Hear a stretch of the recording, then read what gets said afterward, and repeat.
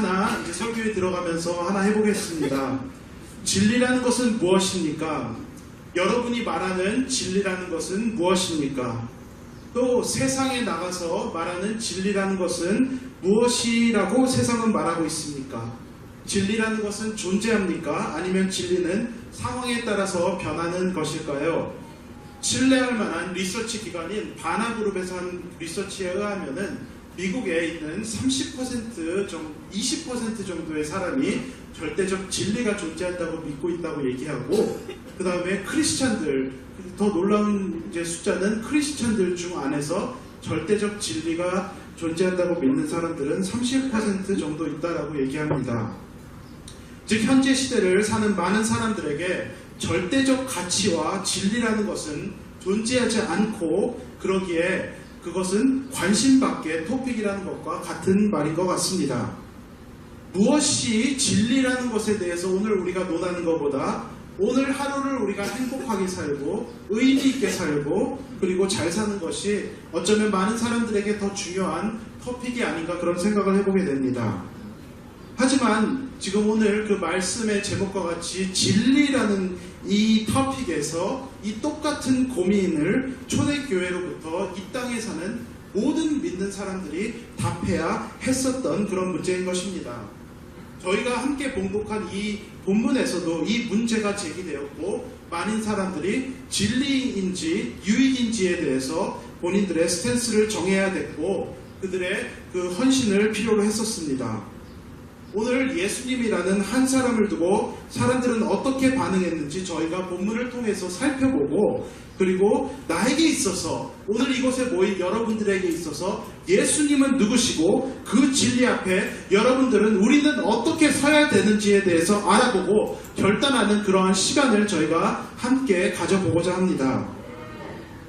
마태복음 27장 1절에 보면 대제사장과 백성의 장로들이 예수를 죽이려고 의논하고 결박하여 끌고 가서 총독 앞에 빌라도에게 넘겨주니라라고 기록하고 있습니다.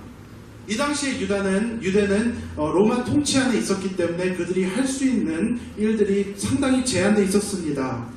그들이 할 수 없는 일 중에 하나가 사람을 죽이는 것이었습니다. 그렇기 때문에 대제사장과 유대의 지도자들은 예수님을 죽이기 원했지만 본인들의 손으로 죽일 수 없으므로 빌라도 앞으로 데려가는 것입니다. 이제는 빌라도의 그 결정에 따라서 예수님의 생사가 결정되는 것입니다. 백성들이 예수님을 죽이기 원했지만 그 십자가로 들어가야 되는 그 마지막 관문은 빌라도가 그 열쇠를 쥐고 있었던 것입니다. 예수님께서 빌라도 앞에 서십니다. 그리고 묻습니다. 빌라도가 묻습니다. 내가 유대인의 왕이냐? 이렇게 질문한 것은 예수님이 유대인의 왕이라는 제목으로 고발되었기 때문입니다. 누가복음 23장에서 보면은 예수님이 백성을 미혹하고 가이사에게 세금 바치는 것을 금하여 자칭 왕 그리스도라 하더이다라고 기록되고 있습니다. 예수님은 백성을 선동하는 그런 정치적 테러리스트로 이곳에서 지금 고발되어 있는 것입니다. 그래서 빌라도는 내가 유대인이냐 왕이냐라고 질문을 하시는데, 예수님께서는 내 말이 옳도다, 이런 상한 말을 하십니다. 이것을 원어적으로 보면은 어떤 의미가 있냐면은 당신이 그렇게 말하고 있습니다. 내가 유대인의 왕이라고 말하는 것이 아니고 당신이 지금 나보고 유대인의 왕이라고 말하고 있는 것입니다.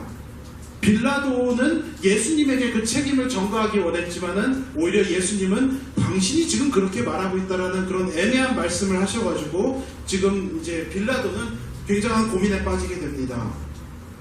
대제사장과 백성의 장로가 빌라도에게 고발을 하지만 예수님은 묵묵하게 아무런 대답이 없으십니다.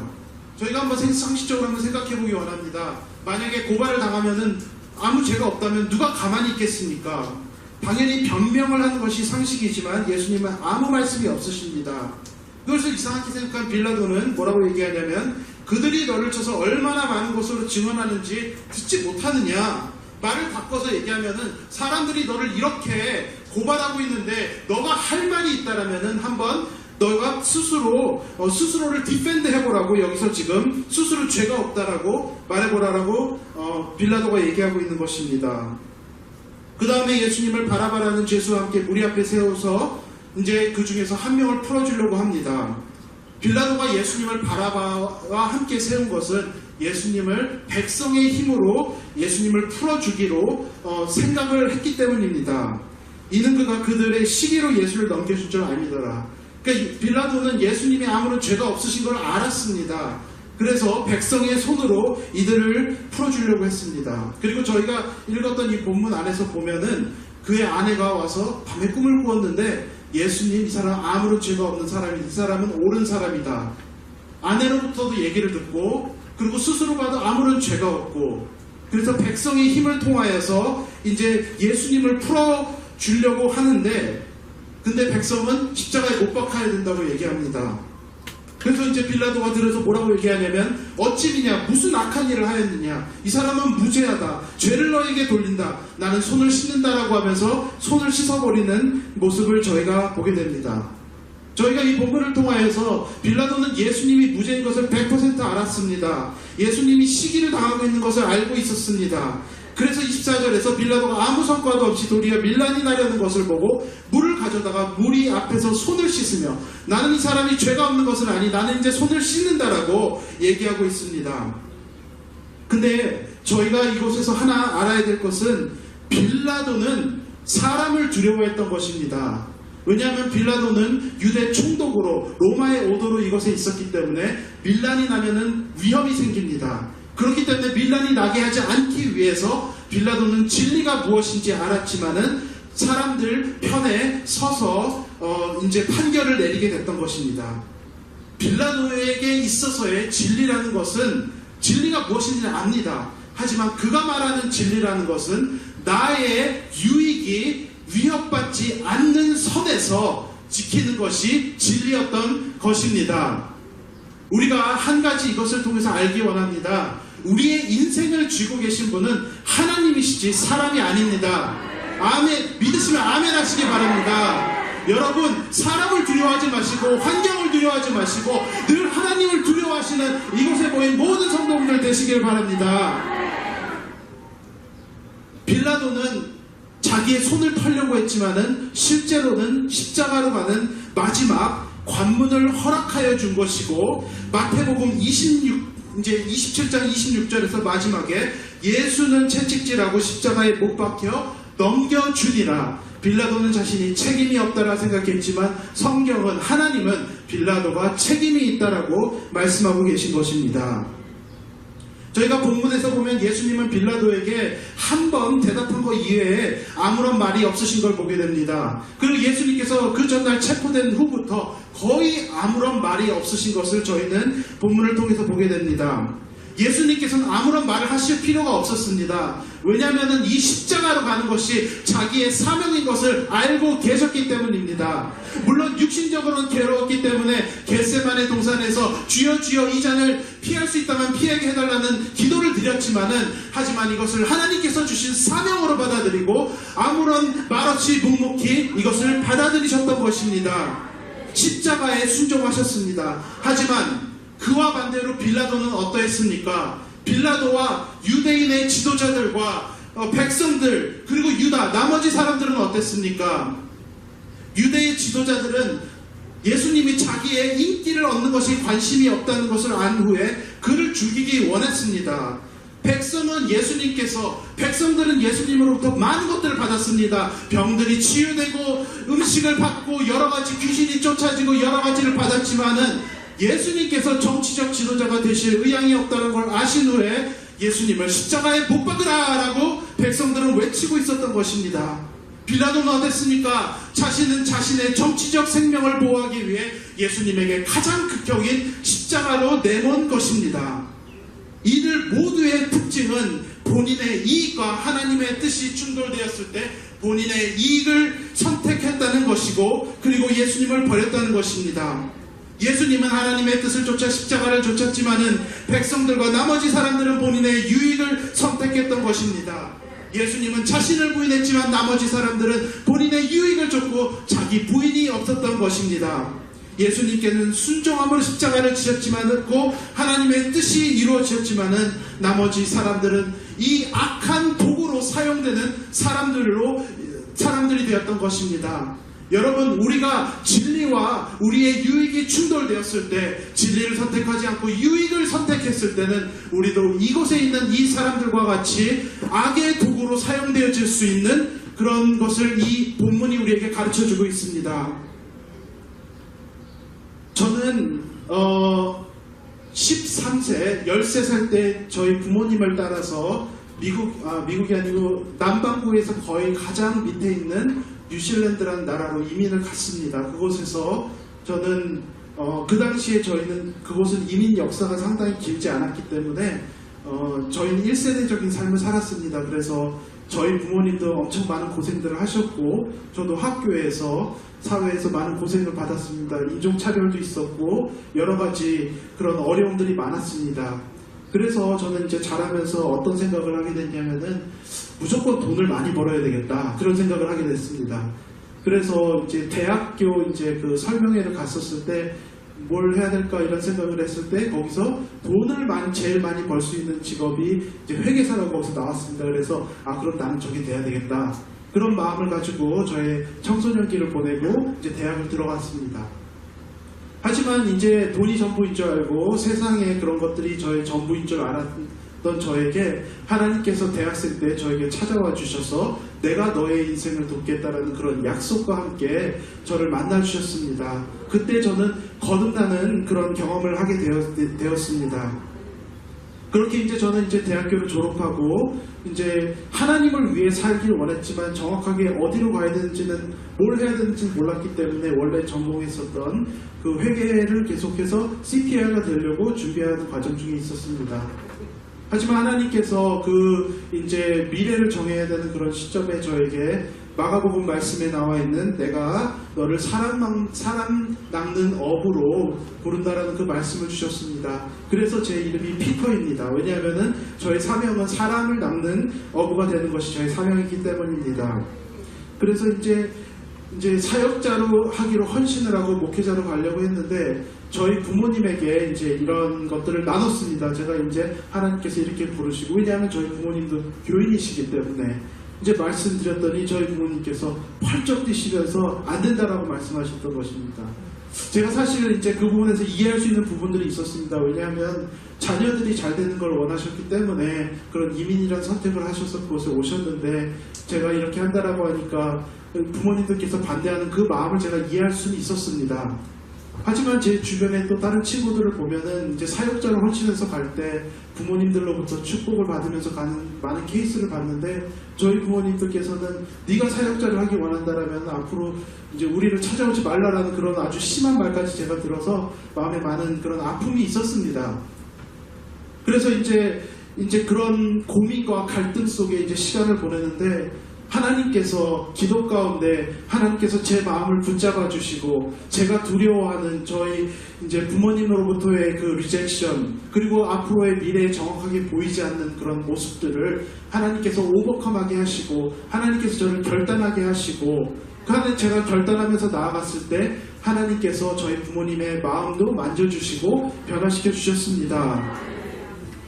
그리고 지금 저는 이제 미국에 와서 하나님 부르심 따라서 사역을 하고 있는데, 저는 미국에 아는 사람이 한 명도 없습니다. 사실 아는 가족도 없고 제가 아는 목사님도 없고 아무도 없습니다.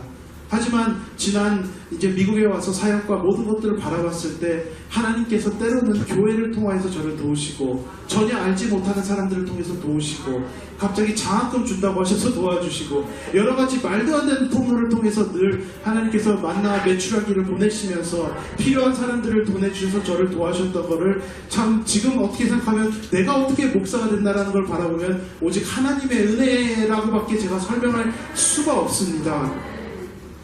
제가 인간적으로 눈으로 제가 개인적으로 저의 유익을 추구하면서 갔다면은 제 인생 가운데 역사하시는 하나님의 손을 저는 절대 경험할 수가 없었습니다. 그냥 제 멋대로 살면서 내가 세운 계획들에 따라서 살아가는 그런 인생을 분명히 살았을 수밖에 없었습니다. 하지만 하나님의 뜻과 나의 유익, 앞에서 내가 하나님의 뜻을 선택했을 때 하나님께서 그 모든 것을 더해 주시는 것을 제가 경험하였습니다. 마태복음에 나와 있는 말씀과 같이 먼저 그의 나라와 의를 구하라. 그리하면 그 모든 것을 더하시리라. 아멘이십니까? 여러분께서 하나님의 나라와 뜻을 먼저 구하며 나아가셨을 때 하나님께서 여러분의 모든 필요와 하나님께서 모든 필요한 것들을 더하여 주실 줄을 믿으시길 바랍니다. 아멘 하시길 바랍니다. 하나님의 진리를 쫓기 위해 나의 유익을 포기하고 예수 그리스도를 쫓아가는 것이 신앙의 본질인 것입니다. 여러분, 기독교 역사 중 가장 믿는 자들의 입에 가장 많이 오르내리는 이 빌라도란 사람은 어떤 사람입니까? 이 사람은 아주 평범한 사람입니다. 이 사람은 무엇이 옳고 그른지도 아는 사람입니다. 그렇게 악한 사람도 아닙니다. 하지만 본인의 유익이 걸려있는 자리에서는 하지만 그는 본인의 유익을 선택하는, 어떻게 보면 이 세상 밖에 있는 수많은 사람들과 다르지 않은 그런 사람입니다. 우리의 삶을 한번 돌아보길 원합니다. 나와 빌라도는 다른 것이 무엇이 있습니까? 오늘 우리의 삶에 그리스도인이라 불릴 수 있는 표적은 무엇입니까?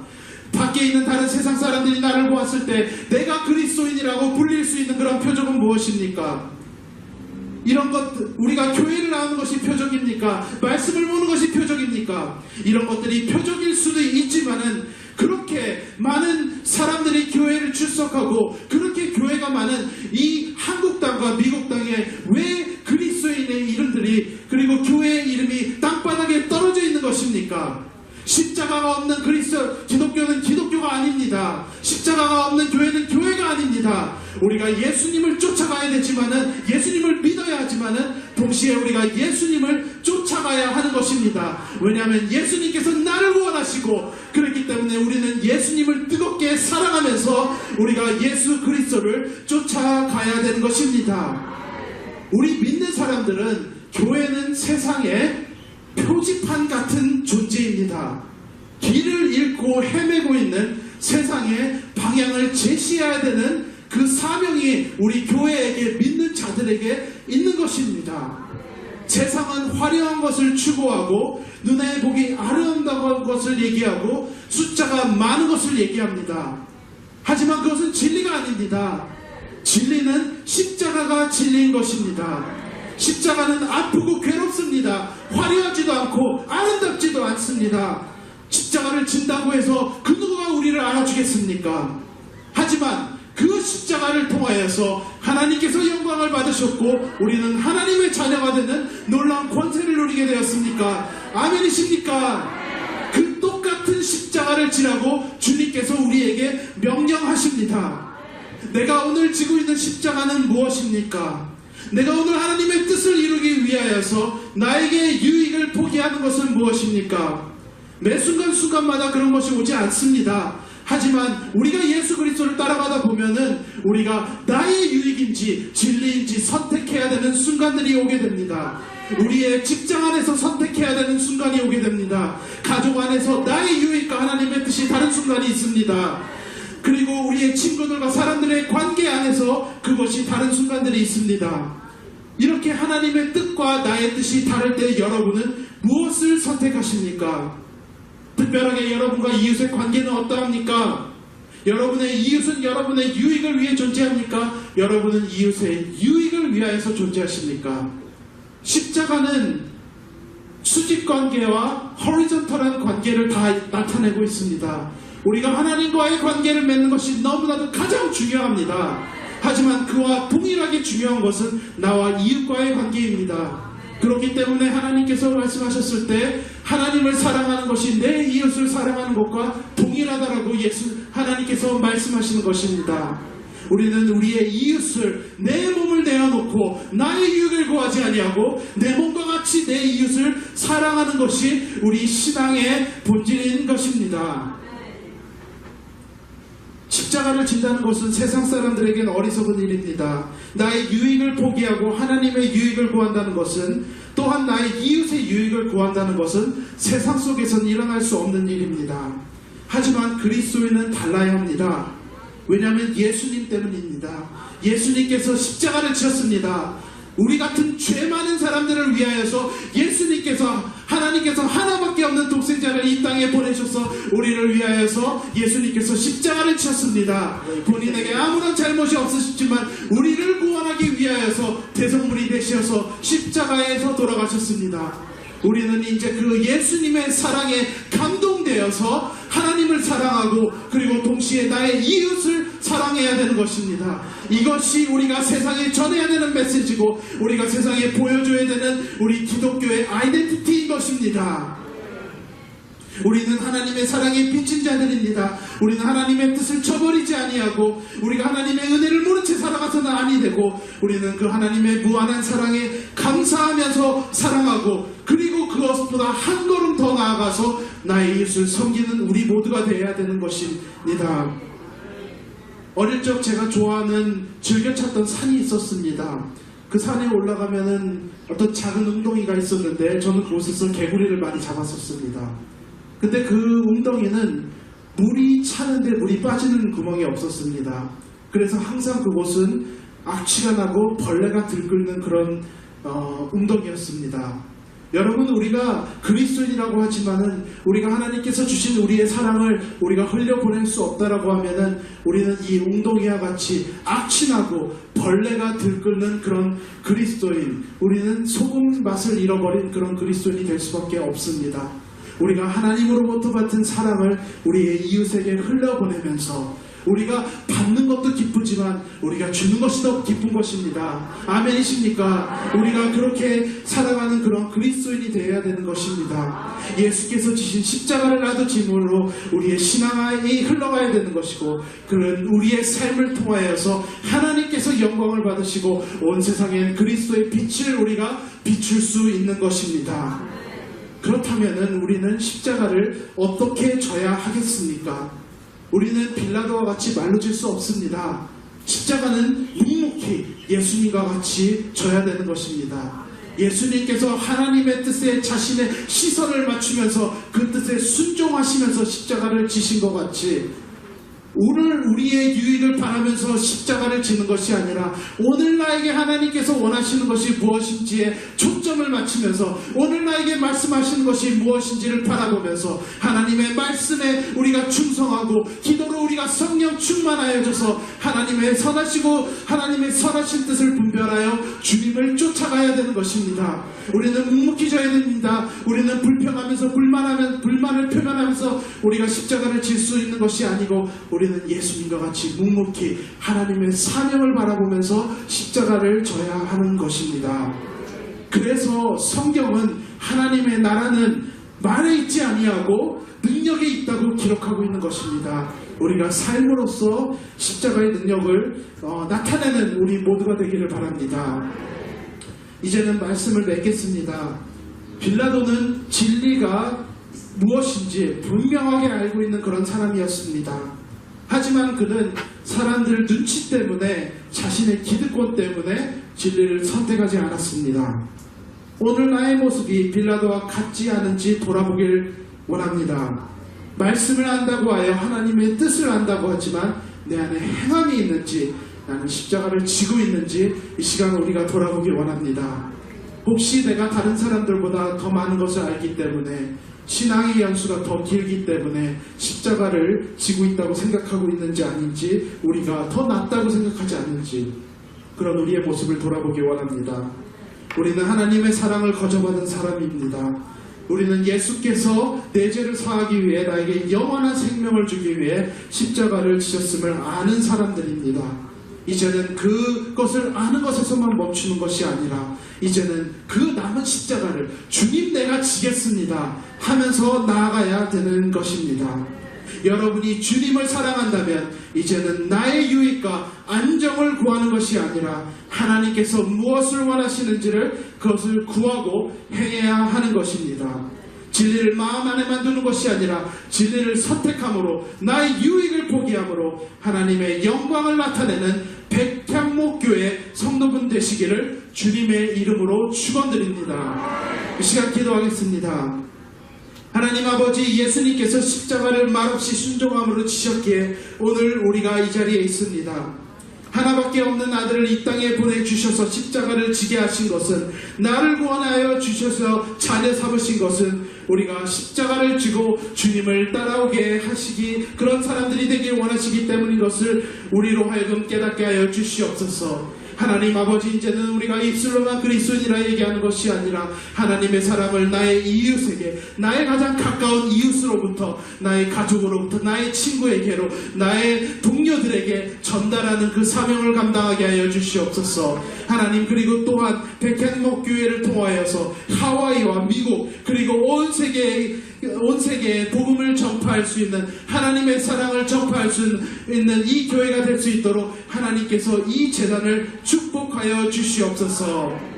하나님 아버지, 내가 이제 주님을 사랑한다고만 고백하지 않게 하여 주시고, 나의 유익과 안정을 추구하지 아니하고 하나님의 뜻을 쫓아 사는 우리 모두가 될 수 있도록 하나님 축복하여 주시옵고, 날마다 말씀과 기도 안에서 충성하면서 주님을 바라보며 쫓아갈 때 하나님께서 우리에게 성령 충만의 놀라운 역사를 허락하여 주시옵소서. 하나님, 그리하여서 사도행전에 나타났던 그런 역사들이 우리의 삶을 통해 나타날 수 있게 하여 주시옵고, 이 교회를 통하여서 이 지역이 새로워지고 주님을 볼 수 있는 놀라운 역사가 있을 수 있도록 하나님께서 이 재단을 축복하여 주시고 역사하여 주시고, 또 특별하게 담임 목사님과 함께하여 주시옵소서. 그리하여서 늘 성령 충만하게 하여 주셔서 이 교회를 치리하는데 부족함이 없게 하여 주시옵고, 하나님 아버지, 이 교회를 정말 하나님의 놀라운 교회로, 하나님의 그 쓰임받는 교회로 인도하시는데 하나님께서 함께하여 주시기를 간절히 기도드리옵나이다.